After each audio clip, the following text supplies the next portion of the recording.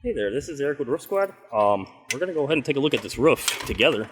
Let's go ahead and see what's going on. So this area was hit by the April 5th storm in Houston. We're in Katy right now. Ultimately, this roof is not in the worst shape as far as like wear and tear, but here's where it becomes an issue. So you got stuff like that pretty much just it's cracked and stuff. You can see like the top two layers, the shingles are all gone, but here's where it becomes more critical because it's stuff that you're not going to see. It might not be seen for like maybe even a year or 2 years or whatever. But the problem is, like, if that happens, the insurance could potentially pay if you catch it early on. But if you don't catch it early on, you're basically losing out on the 1 year grace period you get to file for the claim. Now, this roof was obviously not hit that bad, but it did get hit. I'm not going to show too many, but ultimately, it's causing a couple of the shingles to be damaged on the left slope. And there's a little bit of dents on the hard metal caps. This is very hard, so it's not very noticeable.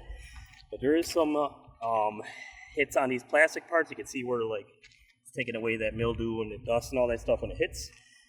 Not too much on the satellite dish. Not sure why, because it is on the slope, but this one got hit real bad.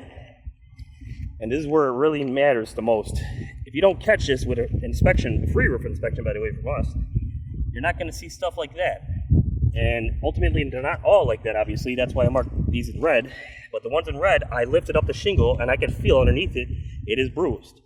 It's not just blistering or whatever. That's why I verified it. Because some of these could be blistered, but when you lift it up, you could feel the blistering. And that's when you know for sure it got all 3 layers on the top shingle, and maybe even the second layer shingles. But once it hit the first layer, water's getting behind it. It's eventually going to become a hole, and then the sun's going to get to it really easily, and it's going to really leak at that point, because then there's no real granules protecting that lower shingle because it's obviously overlapping the non-protected side. So that's why you got to take care of it with a free roof inspection, and then get the insurance to pay for it instead of waiting and then potentially not having them pay for it, but you're going to pay for it.